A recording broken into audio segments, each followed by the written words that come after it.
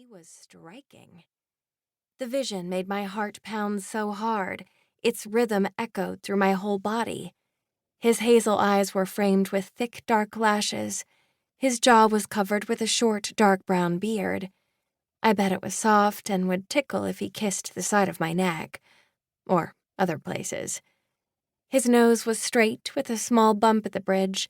His hair was shaggy and overly long, but the messy look didn't make him look sloppy. It was sexy and carefree. He didn't give a shit if his hair was a mess. I gripped the hem of my dress to keep my hands from reaching up and threading my fingers through the thick strands. Then I forced myself to inhale. His gorgeous face alone had made me dizzy. He was by far the most handsome man in his group, which was saying something because my friends were not fawning over the other guys for no reason. "I can help with that," he said, his mouth turning up at one side in a crooked grin that made my belly dip. "What?" I was so taken by his magnificent features, I'd forgotten what I'd said. At my question, his mouth widened into a full-blown smile. Beneath his full lips were perfectly straight white teeth. I wanted to kiss that mouth. I'd never kissed a man with such a beautiful smile before. "If you keep looking at my mouth, I'm going to kiss you," he said. I studied his lips as he formed the words, unable to pull my eyes away from his mouth. I wanted that. I wanted him to kiss me so badly my body started trembling. The attraction I felt for him was the strongest, most intense feeling I'd ever had. "Not yet," he whispered. I tore my gaze from his mouth and looked into his beautiful eyes. Rimmed with a circle of dark gray, the centers were sage green flecked with golden brown. Even in the muted limousine light, the colors were vibrant and bold. "Do you still want an adventure?" I blinked a couple of times, forcing myself out of my trance. "Yes," I whispered, surprised at both my answer and that I was actually able to get the word out. His smile got bigger. "I can do that." He might be a stranger, but I felt safe by his side. No matter what we did tonight, it would be amazing just because it was with him. "What's your name?" he asked. "Emmeline Austen."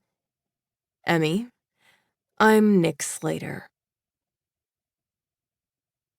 "Have you ever been on a roller coaster?" Nick asked as the limo sped away from the curb. "Once, when I was younger. It scared me, though, and I didn't like it. I hadn't been scared of the heights, but the insane speed and violent spins had brought me near to tears." "Roller coaster it is, then." "Did you not just hear me tell you that it scared me?" "Sure," he shrugged, "but this is an adventure, and any adventure worth having is a little scary." "How about drinks instead?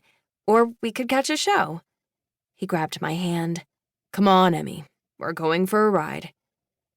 I didn't miss his cheesy innuendo, so I gave him my best eye roll while trudging along behind him. With a hard tug, he pulled me to his side. Never letting go of my hand, we walked side by side along the crowded sidewalk. My small hand fit in his large grip perfectly, and my fingers naturally laced through his. "Up there. That's our ride," he said, raising our linked hands to point out the Stratosphere Hotel. I looked way, way up. A roller coaster car circled the top of the skyscraper. No way.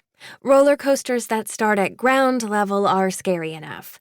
I don't need to experience one 30 stories up." "I dare you to do it." "A dare? We're not in middle school, Nick." He stopped walking and stepped right into my space. His minty breath hit my cheek. "A dare's a dare, Emmy, no matter how old you are. You can tell a lot about a person by their reaction to a dare."